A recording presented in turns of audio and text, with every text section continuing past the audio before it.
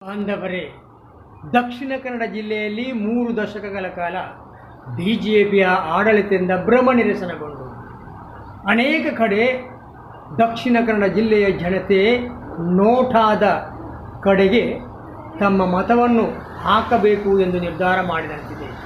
ಆದರೆ ನನ್ನ ವಿನಮ್ರ ವಿನಂತಿ, ದಕ್ಷಿಣ ಕನ್ನಡ ಜಿಲ್ಲೆಯ ಸುಶಿಕ್ಷಿತ ಜನತೆಯಲ್ಲಿ ನಿಮ್ಮ ಅಮೂಲ್ಯವಾದಂಥ ವೋಟನ್ನು ನೋಟಾಗೆ ಹಾಕದೆ ಪದ್ಮರಾಜ್ ಆರ್ ಎಂಬಂತಹ ಸುಶಿಕ್ಷಿತ, ಪ್ರಾಮಾಣಿಕ ಹಾಗೂ ನಗುಮುಖದ ಸೇವಕ ಅವರಿಗೆ ಮತವನ್ನು ಹಾಕುವುದರ ಮೂಲಕ ಸೌಜನ್ಯ ಎಂಬಂತಹ ಆ ತಾಯಿಗೆ ನ್ಯಾಯವನ್ನು ಒದಗಿಸುವಲ್ಲಿ ಪದ್ಮರಾಜ್ ಆರ್ ರವರು ಕಟಿಬದ್ಧರಾಗಿದ್ದಾರೆ.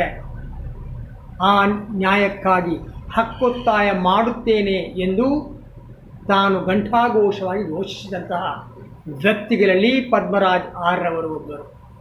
ಅಂತಹ ರಾಮನ ಆದರ್ಶವುಳ್ಳಂತಹ ನಗುಮುಖದ ಮೃದು ಭಾಷಿಣಿಯಾದಂತಹ ಪದ್ಮರಾಜ್ ಆರ್ ಪೂಜಾರಿಯವರನ್ನು ಪಾರ್ಲಿಮೆಂಟಿಗೆ ಕಳಿಸಿದಲ್ಲಿ ಸೌಜನ್ಯ ಎಂಬಂಥ ಹೆಣ್ಣಿಗೆ ನ್ಯಾಯ ಒದಗಿಸುವಲ್ಲಿ ಅವರು ಹೋರಾಟ ಮಾಡುತ್ತಾರೆ ಎಂಬಂಥ ನಂಬಿಕೆ ನನ್ನದು.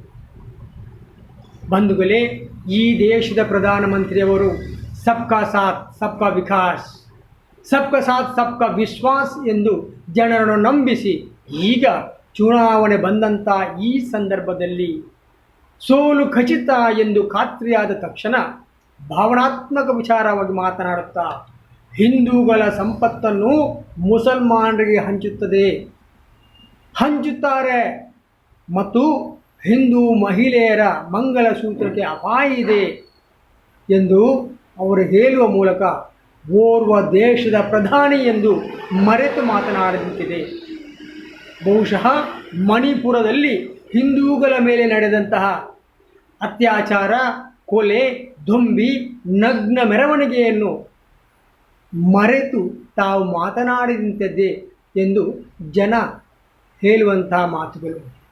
ಇದೇನ ಸಬ್ಕಾ ಸಾಥ್ ಸಬ್ಕಾ ವಿಶ್ವಾಸ್? ಅರ್ಥಾತ್ ಜನ ನಿಮ್ಮ ಸರಕಾರದ ಮೇಲೆ ವಿಶ್ವಾಸವನ್ನು ಕಳೆದುಕೊಂಡಿದ್ದಾರೆ. ಅದಕ್ಕಾಗಿ ಮತ್ತೆ ಭಾವನಾತ್ಮಕ ವಿಚಾರವನ್ನು ಮುಂದೆ ತಂದು ಮತವನ್ನು ಗಿಟ್ಟಿಸುವಂತಹ ಪ್ರಯತ್ನವನ್ನು ಮಾಡಿದ್ದೀರಿ ಎನ್ನುವುದು ಜನರ ಅಂಬೋಣ. ಹಿಂದೂ ಎಂದರೆ ಹಿಂಸೆಯಿಂದ ದೂರವಿರುವವನು, ಹಿಂದುತ್ವ ಎಂದರೆ ಬಂಧುತ್ವ ಎನ್ನುವುದನ್ನು ತಾವು ಮರೆತು ಮಾತನಾಡಿದಂತಿದೆ.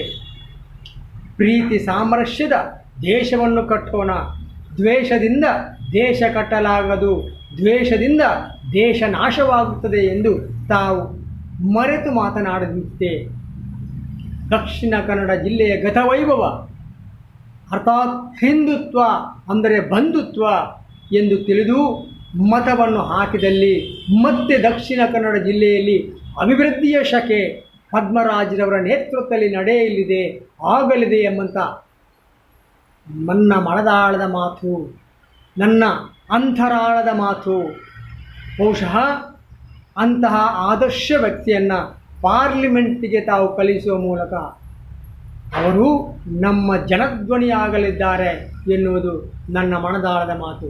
ಆದ್ದರಿಂದ ಅವರಿಗೆ ಮತವನ್ನು ಹಾಕುವ ಮೂಲಕ ಅವರನ್ನು ಪ್ರಚಂಡ ಬಹುಮತದಿಂದ ಗೆಲ್ಲಿಸಿ ಎನ್ನುವುದೇ ನನ್ನ ಮನದಾಳದ ಮಾತು. ಜೈ ಹಿಂದ್.